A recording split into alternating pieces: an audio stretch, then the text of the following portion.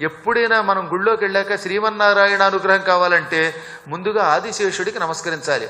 అందుకే ఎప్పుడు కూడా సంకర్షణ నామము చెయ్యకుండా సంకల్పం చెప్పకూడదు. ఆచమనం చేసిన వెంటనే ఓం సంకర్షణాయ నమః అనే మాట రావలసిందేట. ఓం కేశవాయ స్వాహ, నారాయణాయ స్వాహ, మాధవాయ స్వాహ. ఆ తర్వాత వరసగా చెప్పే నామాల్లో ఒక నామం సంకర్షణ. ఈ సంకర్షణ నామాన్ని మధ్యన ఎందుకు తీసేశారో కొంతమంది సంకల్పాల్లో ఉండడంలా. గోవింద విష్ణు మధుసూదన త్రివిక్రమ వామన శ్రీధర ఋషికేశ పద్మనాభ దామోదర సంకర్షణ ఉంది కదా, సంకర్షణ నామం కూడా తీసేస్తున్నారు అజ్ఞానంతో. సంకర్షణ నామము గనక ఈ సంకల్పంలో 12 నామాలలో పెడితే అప్పుడు సంకర్షణుడు ఏమి చేస్తాడు? గుళ్ళోకి ఎప్పుడు వెళ్ళినా ఈ 12 నామాలు చదవండి.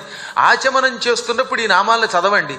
చదివితే అప్పుడు ఈ సంకర్షణ అనగానే ఆయన మన మనస్సుని విష్ణుమూర్తి పాదాల మీద లగ్నమయ్యేలా చేసి అప్పుడు విష్ణువుని ఏమంటాడంటే వీళ్ళు సంకర్షణ అనే నామాన్ని ఉచ్చరించారు అనగా తల్లి గర్భ నరకము నుంచి విముక్తిని కోరుతున్నారు.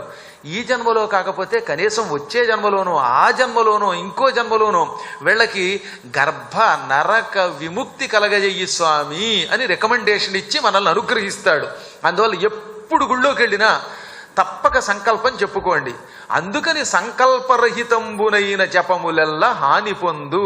గుళ్ళోకి వెళ్ళి సంకల్పం చెప్పకపోతే ఆ జపం వ్యర్థం అయిపోతుంది. అందువల్ల తప్పక చెప్పుకొని ఈ సంకర్షణ నామాన్ని ఉచ్చరించమన్నారు. అటువంటి సంకర్షణుడు వాసుదేవ కళానంత సహస్రవదన స్వరాట్ అగ్రతో భవిత